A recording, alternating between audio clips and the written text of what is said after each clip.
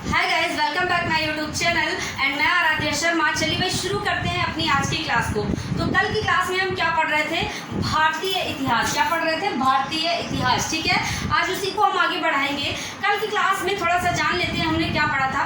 कल की क्लास में हमने जाना था कि भारतीय इतिहास को अध्ययन की दृष्टि से 3 भागों में बांटा जाता है। कौन कौन से? प्राचीन भारतीय इतिहास, इंडियन हिस्ट्री, मध्यकालीन भारतीय इतिहास, मिडिवल हिस्ट्री एंड आधुनिक भारतीय इतिहास, मॉडर्न हिस्ट्री। ठीक है, चलिए भाई, तो आज हम उसी के आगे बढ़ेंगे। देखिए, प्राचीन भारतीय इतिहास के 3 पार्ट्स हमने बनाए थे। पहले तो भारतीय इतिहास के 3 पार्ट्स थे, कौन कौन से, जो अभी मैंने बताए हैं। फिर प्राचीन के बनाए थे मैंने। सबसे पहले उसमें हम प्राचीन पढ़ेंगे।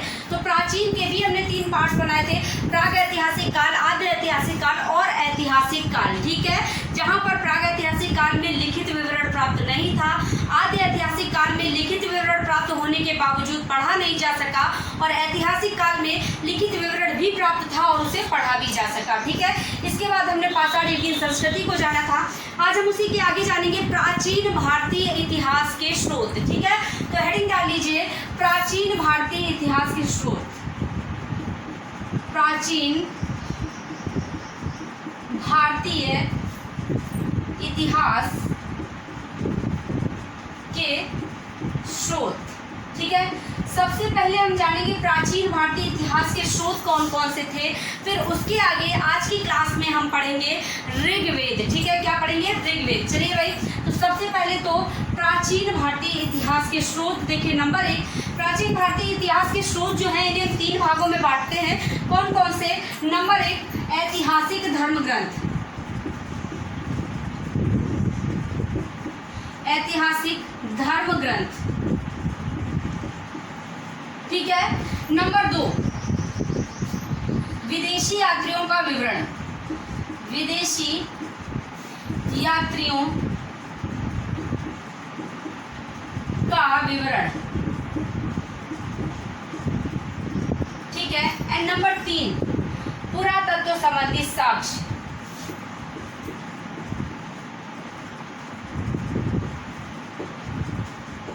संबंधी साक्ष्य।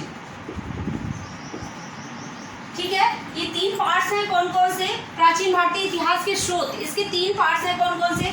एक तो ऐतिहासिक धर्म ग्रंथ, विदेशी यात्रियों का विवरण और पुरातत्व संबंधी साक्ष्य। चलिए भाई देखते हैं, ऐतिहासिक धर्म ग्रंथ का मतलब क्या हो गया। देखिए बेटा, जैसे इसके अंदर हम वेदों को जानेंगे, वेद। ठीक है, पुराण,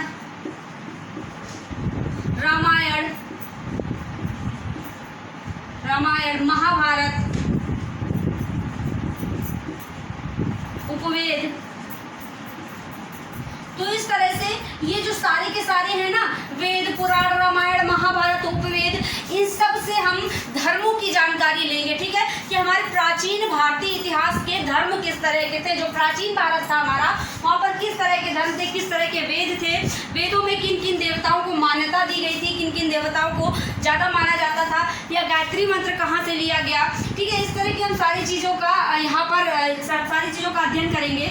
इसके बाद हम पुराण, रामायण, महाभारत जानेंगे। भाई रामायण में क्या क्या था, देवी देवताओं के बारे में जानेंगे। महाभारत में क्या हुआ, ये सारी चीज़ें हम प्राचीन भारतीय धर्म ग्रंथों से जानते हैं। ठीक है, चलिए दूसरा यहाँ पर देखेंगे, विदेशी यात्रियों का विवरण। देखिए, विदेशी यात्रियों का विवरण, हेरोडोटस। सबसे पहले हेरोडोटस का नाम लिखेंगे। क्यों भाई? क्योंकि इन्हें इतिहास का पिता कहा जाता है। हेरोडोटस को इतिहास का पिता कहा जाता है, आप सभी लोग जानते हैं। देखिए, इसके बाद फाहियान, ये सारे विदेशी यात्री हैं। ठीक है, ये भारत आए और इन्होंने भारत का भ्रमण किया। उसके बाद भारत का विवरण अपनी अपनी पुस्तकों में किया। हेरोडोटस ने हिस्टोरिका लिखी। ठीक है, और इसके बाद फाहियान, प्लिनी, रेनसांग।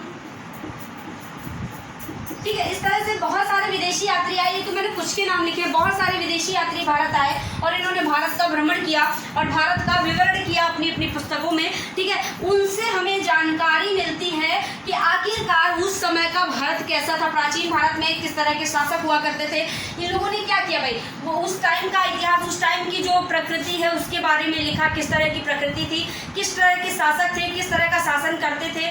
तो इन सारी चीज़ों के बारे में इन लोगों ने अपनी पुस्तकों में लिखा और वहाँ से हमने जाना कि उस टाइम पे कैसा शासनकाल था, कैसी प्रवृत्ति कैसी प्रकृति चलती थी। ठीक है, चलिए भाई इसके आगे देखिए पुरातत्व संबंधी साक्ष्य। तो पुरातत्व संबंधी साक्ष्य में जैसे अभिलेख हैं, अभिलेख, सिक्के, स्मारक, मूर्तियां, बर्तन,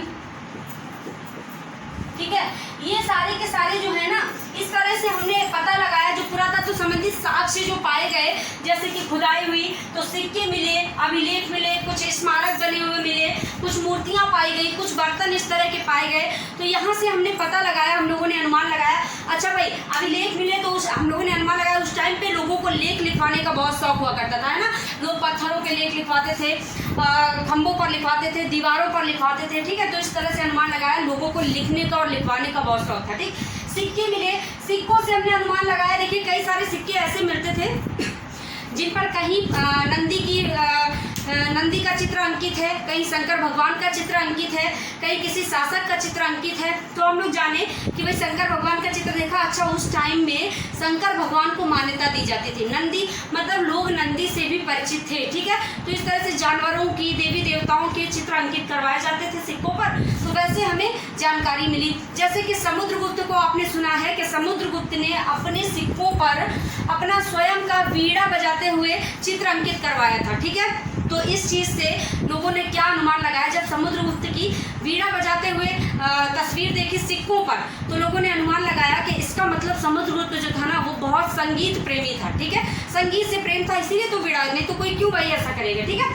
तो भाई सिक्के मिले तो इस तरह का पता, स्मारक जो मिले तो पता लगा भाई इस तरह के स्मारक उस टाइम पे बनवाए जाते थे। मूर्तियाँ मिली, कहीं नाचती हुई मतलब नृत्य करती हुई मूर्ति, कहीं कांसे की मूर्ति, तो लोगों ने जाना अच्छा नृत्य भी लोगों को ज़्यादा पसंद था या कांसे से लोग परिचित थे। तो इस तरह से लोगों ने अनुमान लगाया। बर्तन मिले, पत्थर के बर्तन मिले, कहीं लकड़ी के बर्तन मिले। ठीक है, तो लोगों ने जाना अच्छा उस समय पर पत्थर का ज़्यादा प्रयोग होता था, पत्थर की थाली, पत्थर की कुल्हाड़ी, पाषाण काल की बात करें। ठीक है, तो इस तरह से जो ऐतिहासिक धर्म ग्रंथ हैं यहाँ से हमें धर्मों की जानकारी मिली। विदेशी यात्रियों का विवरण, यहाँ से हमने सारा का सारा प्रकृति और शासन के बारे में जाना। पुरातत्व संबंधी साक्ष्य यहाँ से हमने जाना, अभिलेख, सिक्के, इन सब चीज़ों से हमने जाना कि उस टाइम पे किस तरह के देवी देवता और किस तरह की जानकारी और किस तरह की सोच लोगों में हुआ करती थी। ठीक है, चलिए भाई यहाँ तक का हमारा कंप्लीट होता है। चाहे तो स्क्रीनशॉट ले लीजिए, उसके बाद आगे बढ़ते हैं। चलिए आगे बढ़ते हैं। तो आज का हमारा ये तो हमने अंदर बेसिक जाना है, अब हमें इसको डिटेल में पढ़ना है। ठीक है, अब हमें इसे डिटेल में पढ़ना है। तो डिटेल में हम सबसे पहले लेंगे, सबसे पहले हम किसे लेंगे, ऐतिहासिक धर्म ग्रंथों को। ठीक है, सबसे पहले ये वाला मुद्दा उठाएंगे, उसके बाद ये वाला पार्ट उठाएंगे, कौन सा, विदेशी यात्रियों का विवरण, उसके बाद पुरातत्व संबंधी साक्ष्य। ठीक है, तो आज का हमारा मेन टॉपिक है ऐतिहासिक धर्म ग्रंथ। ऐतिहासिक धर्म ग्रंथों के अंदर ही हम पढ़ेंगे ऋग्वेद को। ठीक है, तो चलिए भाई शुरू करते हैं। आज का टॉपिक जो है ऐतिहासिक धर्म ग्रंथ और मेन टॉपिक ऋग्वेद है। ठीक है, चलिए आज ऋग्वेद को पूरी तरह जानेंगे इस क्लास में।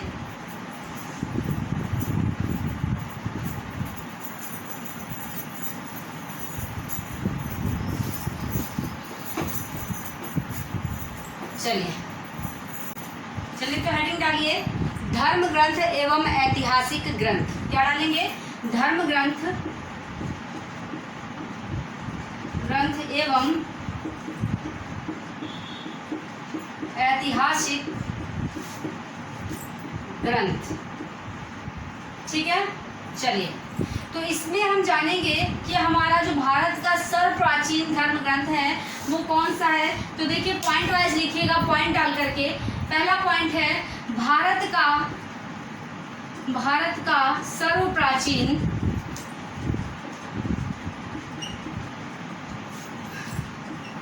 धर्म ग्रंथ क्या है, वेद है। ठीक है, वेद है।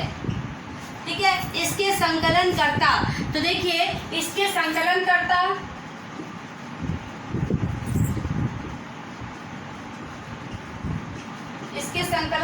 महर्षि कृष्ण द्वैपायन।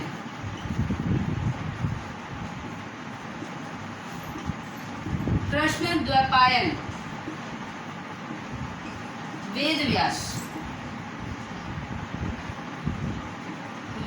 हैं। ठीक है, ठीक है। अगर आपको ऑप्शन में महर्षि कृष्ण द्वैपायन ना दे, केवल वेद व्यास दे दे, तो भी आप टिक कर दीजिएगा। ठीक है, कभी कभी पूरा नाम नहीं देते हैं, केवल वेद व्यास दे देते हैं। ठीक है, तो समझ जाइएगा और आसानी से आप याद कर सकते हैं। वेद की बात हो रही है तो वेद को किसने रचा? वेद व्यास ने। ठीक है, वेद आगे लगा हुआ है, आप आराम से समझ जाएंगे। ठीक, तो महर्षि कृष्ण द्वैपायन वेद व्यास जो है वो इसके संकलन करता है। अब समझ लीजिए कि वेद शब्द जो है ये किससे बना है। ठीक है, तो अगला पॉइंट लिखिए, वेद शब्द विद से बना है। किससे? विद से बना है, जिसका अर्थ क्या है? विद का अर्थ क्या होता है? जानना। ठीक है, जिसका अर्थ जानना है। आई बात समझ में? तो अगर आपसे पूछा जाए कि वेद शब्द किससे बना है तो कर दीजिएगा विद। ठीक है, विद का अर्थ क्या होता है? जानना। चलिए भाई नेक्स्ट। अब इसके बाद वेद 4 है। कितने हैं? 4 हैं। कौन कौन से हैं वेद? कौन कौन से हैं? तो देखिए, ऋग्वेद, सामवेद, यजुर्वेद और अथर्ववेद।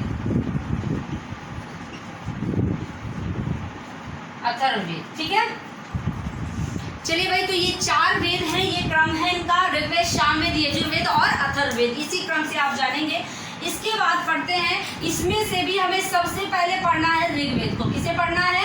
ऋग्वेद को, क्योंकि ऋग्वेद जो है ये भारत की नहीं बल्कि संपूर्ण विश्व की सबसे प्राचीन रचना है। ठीक है, तो आज हम ऋग्वेद को पढ़ने जा रहे हैं। चलिए, तो यहाँ तक का मैटर समझ आ गया। अब आगे पढ़ेंगे ऋग्वेद।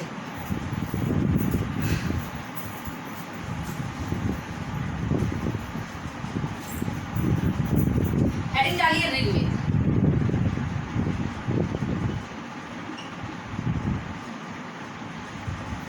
पॉइंट वाइज लिखिएगा।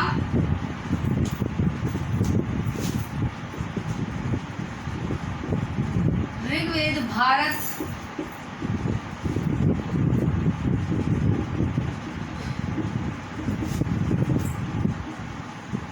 संपूर्ण विश्व की प्राचीनतम रचना है।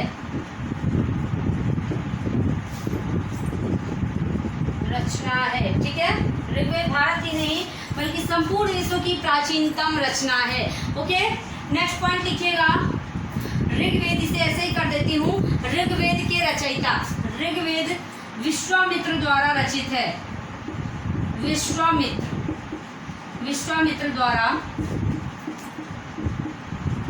रचित है। ठीक है, अगर पूछा जाए कि ऋग्वेद के रचयिता कौन है तो विश्वामित्र पर टिक कर दीजिएगा। ठीक है, ऋग्वेद विश्वामित्र द्वारा रचित है। नेक्स्ट, ऋग्वेद संस्कृत भाषा में लिखा गया है।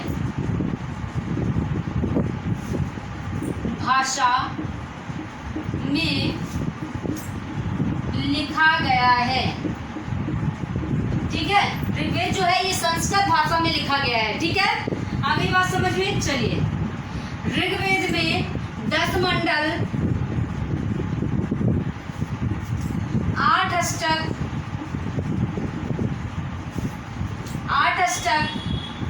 1028 सूक्त हैं। कितने? 1028 सूक्त हैं। चलिए भाई, अब थोड़ा सा जान लीजिए ये अष्टक क्या है और सूक्त क्या है। कई सारे लोग बस ये जान जाते हैं कि 8 अष्टक हैं और 1028 सूक्त हैं, लेकिन जानते नहीं कि अष्टक और सूक्त होता क्या है, मतलब नहीं पता होता। देखिए, अष्टक क्या होता है? 8 चीज़ों का समूह, 8 गुणों का, 8 अवधारणाओं का, 8 मंत्रों का, किसी भी चीज़ का 8 चीज़ों का जो है समूह जो होता है उसे कहते हैं अष्टक। तो ये 8 अष्टक है ऋग्वेद में। सूक्त क्या होता है? सूक्त मतलब बहुत सारे मंत्रों का एक समूह। ठीक है, बहुत सारे मंत्रों को मिलाकर बनाया हुआ एक समूह जिसे कहते हैं सूक्त। तो 1028 सूक्त है इसमें। ठीक है, चलिए भाई, इसके बाद देखते हैं ऋग्वेद में मंत्रों की संख्या। तो यहाँ पर लिखेगा ऋग्वेद में कुल 10,600 मंत्र हैं। कितने? 10,600 मंत्र हैं। ठीक है, आई बात समझ में? कितने? 8 अष्टक, 10 मंडल, 8 अष्टक, 1028 सूक्त और 10,600 मंत्र हैं। ठीक, चलिए भाई नेक्स्ट देखते हैं। ऋग्वेद के तीसरे मंडल से प्रसिद्ध गायत्री मंत्र,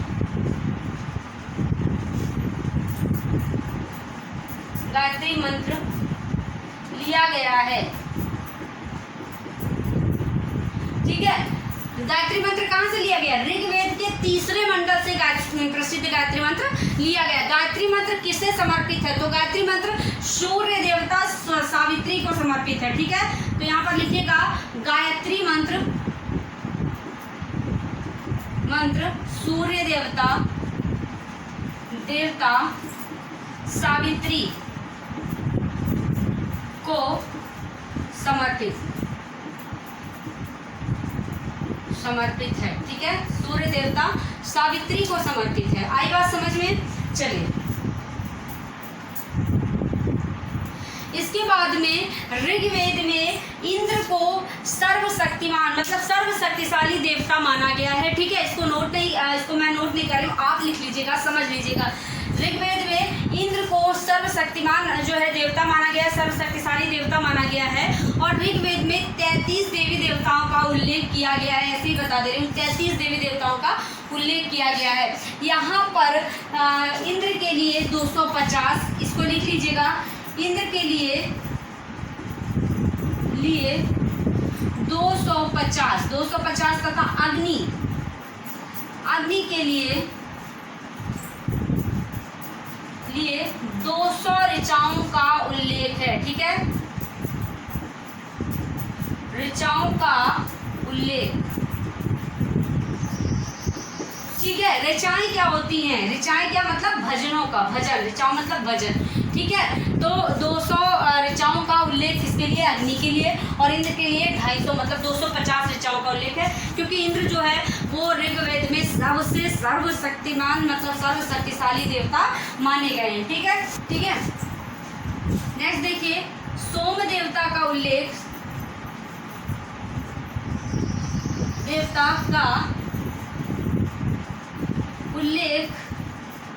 ऋग्वेद के 9वें मंडल में मिलता है। ठीक है, कहाँ पर? ऋग्वेद के 9वें मंडल में दिख रहा है बेटा? बिल्कुल, ऋग्वेद के 9वें मंडल में मिलता है। सोम देवता का उल्लेख ऋग्वेद के 9वें मंडल में मिलता है। चलिए, तो यहाँ तक हो गया। चलिए नेक्स्ट देखते हैं।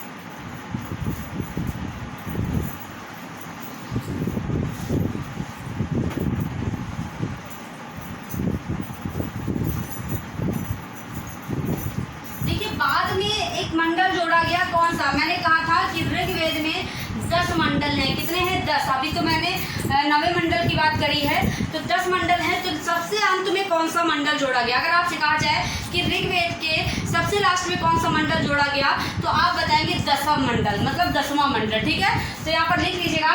बाद में जोड़े गए 10वें मंडल में सर्वप्रथम पुरुष सूक्त का प्रयोग किया गया है। ठीक है, जिसे शूद्रों के बारे में बताया गया है।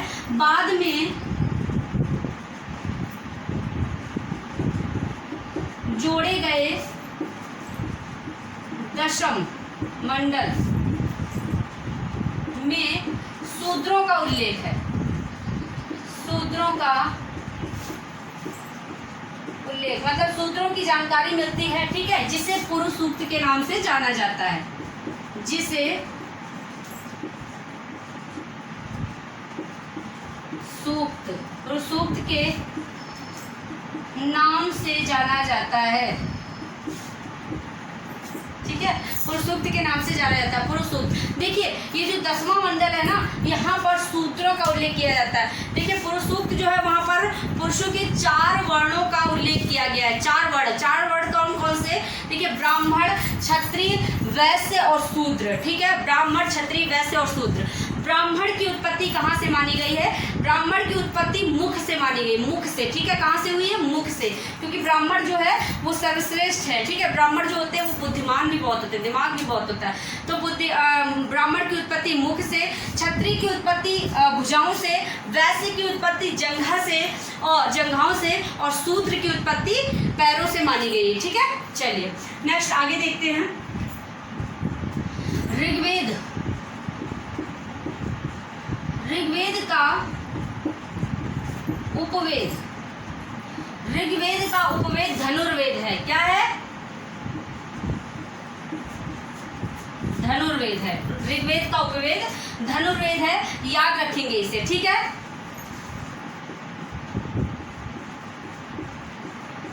ऋग्वेद के मंत्रों का उच्चारण,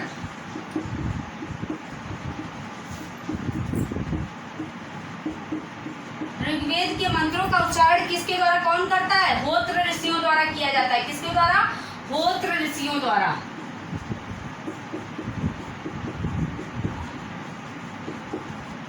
ठीक है, होत्र ऋषियों द्वारा। ऋग्वेद के मंत्रों का उच्चारण होत्र ऋषियों द्वारा किया जाता है, ठीक है। ऋग्वेद का ब्राह्मण, ऋग्वेद का ब्राह्मण कौन है?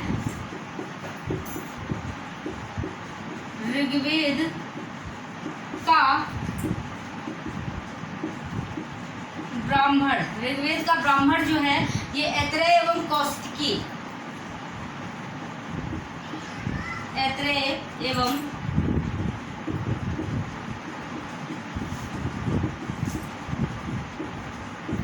कौशिकी, ठीक है। ऋग्वेद का ब्राह्मण ऐत्रेय एवं कौशिकी, ठीक है।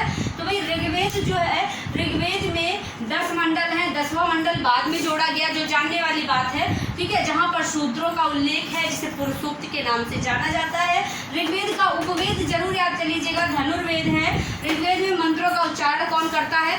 होत्र ऋषि द्वारा किया जाता है। ऋग्वेद का ब्राह्मण जो है ऐत्रेय एवं कौशिकी। एंड में एक पॉइंट और जान लीजिए जो मोस्ट इंपॉर्टेंट है, ऋग्वेद की 5 शाखाएं, ऋग्वेद की 5 शाखाएं, ऋग्वेद की 5 शाखाएं। चलिए भाई, कौन कौन सी हैं? ऋग्वेद की 5 शाखाएं कौन सी हैं?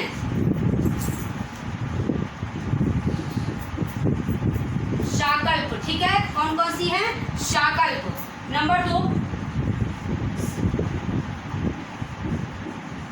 वाष्कल, वाष्कल, ठीक है।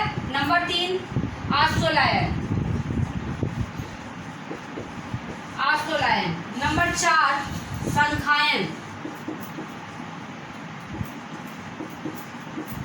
नंबर 5 मांडुम्य,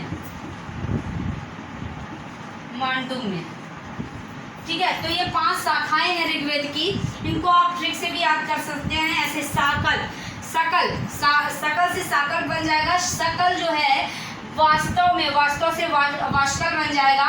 आंसू ला रही है, आश्वलायन बन जाएगा, ठीक है। सकल से साकल बन जाएगा, वास्तव में वाष्कल बन जाएगा, और आंसू ला रही है, आश्वलायन बन जाएगा, ठीक है। सच बोलो, सच से संखायन हो जाएगा, ठीक है। बंदा मान जाएगा तो मानने से मांडू में हो जाएगा, ठीक है। तो इस तरह से आप इन शाखाओं को याद कर सकते हैं, क्योंकि ये शाखाएं ज़्यादातर लोगों को याद नहीं रहती, इतने टफ नाम है कि आप लोग भूल जाते हैं, ठीक है। वर्ड्स इतने टफ हैं कि आप लोग भूल जाते हैं, इसलिए ट्रिक बता दी है, इससे आपको याद रहेगा, ठीक है। तो चलिए भाई, आज हमने ऋग्वेद को पूरा पढ़ लिया है, पूरा कंप्लीट कर लिया है। कल की क्लास में हम सामवेद को पढ़ेंगे। तो आज के लिए इतना ही रखते हैं, चलते हैं, कल फिर मिलेंगे आप सभी से अगली क्लास में। तब तक के लिए सभी को टाटा, बाय बाय, नमस्कार।